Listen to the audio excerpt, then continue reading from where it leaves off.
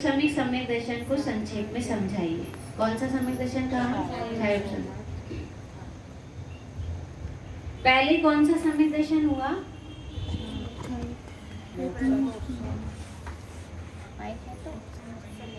प्रथमोपसम सम्यक होता है।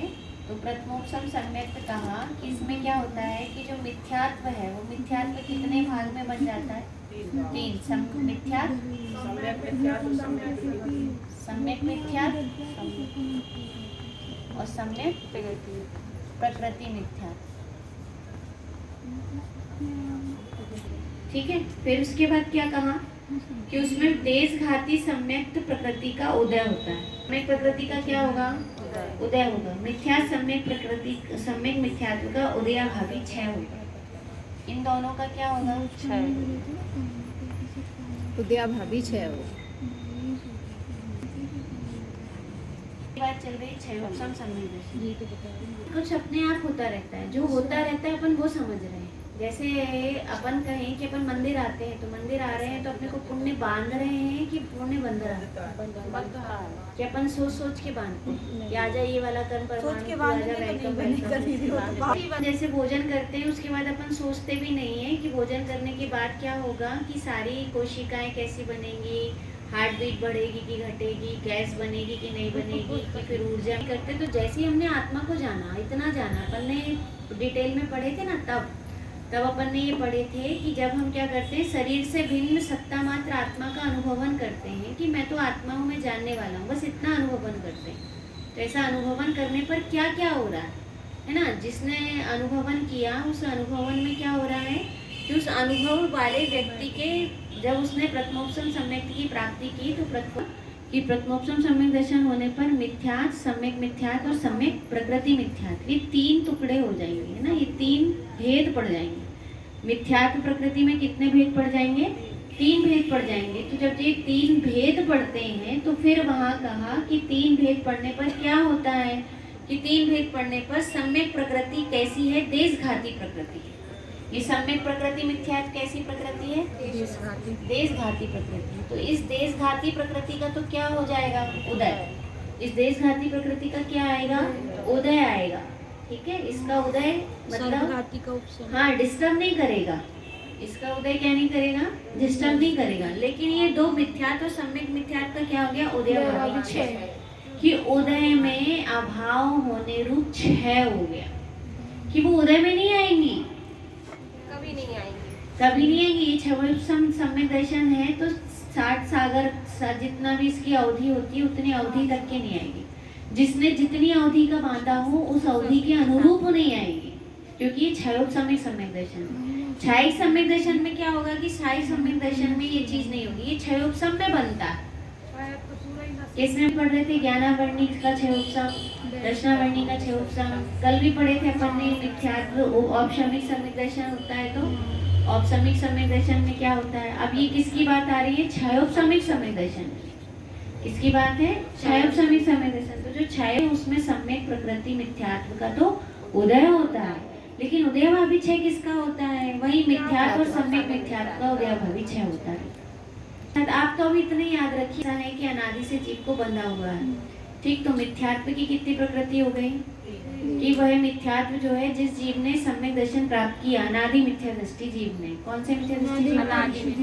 अनादि मिथ्या दृष्टि जीव है। जैसे अपन कहें कि आप कभी भी किसको हुआ? प्रथमोपसम सम्यक दर्शन किसी जीव को हुआ, अनादि मिथ्या दृष्टि को हुआ, और उसके बाद ही क्या होगा? उसको क्षयोपशम सम्यक दर्शन की प्राप्ति होगी। कौन से सम्यक दर्शन की प्राप्ति होगी? क्षयोपशम। कि जो मिथ्यात्व था उसके तीन भेद हो गए।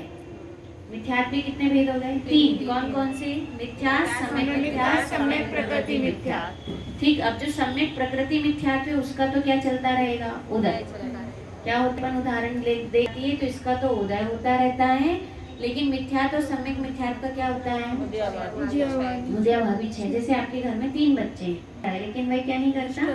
डिस्टर्ब नहीं करता। आप काम करते रहो तो रोएगा नहीं। दो क्या हो गए? सो गए। और 2 कैसे थे? वो ज्यादा शैतान और उर्मी थे, वो सर्वघाती थे। वो क्या करते कि वो करके और आपको कोई भी काम नहीं करने देते, है ना? आपको क्या क्या बोलेंगे? उदयाभावी क्षय। और एक जो है सम्यक प्रकृति मिथ्यात्व, वह कैसा है कि वह जाग रहा है। तो वाय क्या है? उदय। तो कोई भी देशघाती प्रकृति को ऐसे ही घटाना कि वो डिस्टर्ब नहीं कर रही, वो उदय में आ रही है। उदय में आ रही है इसलिए बताया गया।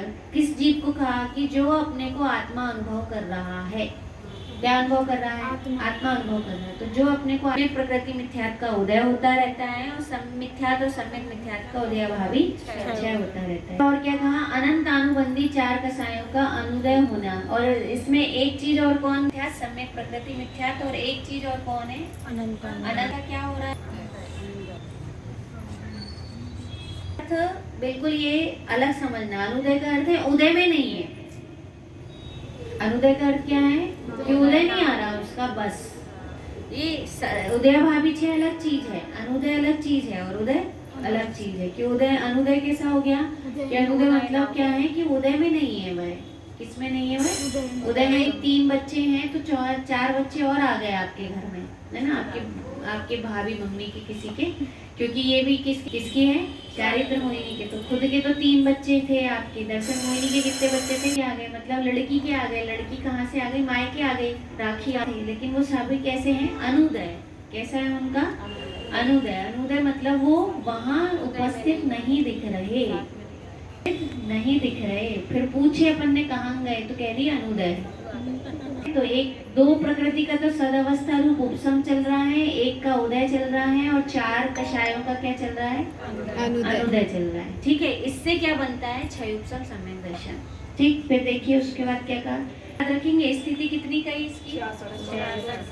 जगन्य काल कितना कहा? अंतर्मुहूर्त। जगन्य काल अंतर्मुहूर्त का है। ठीक है। काल कितना है? 66 सागर का। उसका बताएंगे उपसम सम्यक दर्शन का कितना कहा था? हाँ, उसका कितना कहे थे? अंतर्मुहूर्त। और इसका कितना है? उत्कृष्ट तो 66 सागर, और जगन्य कितना है? अंतर्मुहूर्त। अब ये बात अलग है कि ज्यादा कर ले, कम कर ले, है ना, या फिर बढ़ा ले या घटा ले, तो वो बात अलग होती है। उदय होने से क्षय सम्यक सम्यक दर्शन में चल मल अगाड़ दोष लगते हैं। इससे क्या होगा कि दोष कौन सा लगेगा? चल दोष, मल दोष और अगाड़ दोष। ये अपन होते हैं 25। और चल दोष कौन से होते हैं?